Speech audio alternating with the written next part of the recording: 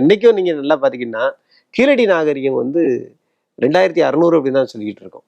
அப்ப கிருபாகரன் ஐயா வந்து நீங்க இவ்வளவு நாள் வச்சிருக்க அந்த முதுமக்கள் தாலியை உடனே அகழ்வாய்வு பண்ணி எனக்கு உடனே அறிக்கை வேணும் அப்படிங்கும் போது அந்த உள்ள பத்திரமா வைக்கப்பட்ட அறிக்கையை கொடுத்து எடுக்கும் போது அப்பவுமே 2900 அப்படின்னு சொல்லி நம்ம ஆதிச்சநல்லூர் வந்தது. ஒரு மாசத்துல கொடுத்தாங்க. 17 வருஷம் அறிக்கை கொடுக்க முடியாம இருந்தவங்க ஒரு மாசத்துல உடனே புளோரிடால இருக்கக்கூடிய அமெரிக்கா புளோரிடால இருக்கக்கூடிய அகழ்வாய்வு அங்க கொடுத்து உடனே கார்பன் டேட்டிங் பண்ணி கொடுத்தாங்க. ரொம்ப ஆச்சரியமா இருந்தது. அதே 2900 அப்படிங்கிற மாதிரி ஒரு வருஷத்தை காட்டினாங்க.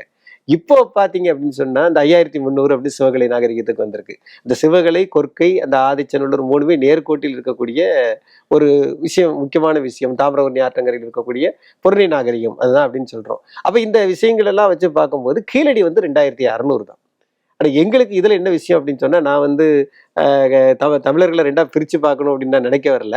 பட் நான் என்ன சொன்னேன்னா, நம்மளுடைய பாரம்பரியம் முன்னால தள்ளி போகுது அப்படிங்கிறத நம்ம சொல்ல வரோம். குறிப்பா சொல்லப்போனா ராபர்ட் ஃப்ரூட் அப்படிங்கிறவர் வந்து அந்த காலத்துல வந்து தாமிரபரணி ஆற்றங்கரையில் ஒரு அகழ்வாய்வு பண்ணியிருக்கிறாரு. அந்த அகழ்வாய்வு பண்ணும்போது இதே 1576 அல்ல, அதுல நுண்கற்கால கருவிகள் அப்படின்னு சொல்லி அவர் கையில கருவிகள் கிடைச்சிருக்கு. நான் இப்ப இருக்கக்கூடிய செய்திகள் கூட 2 கருவி கிடைச்சிருக்கு.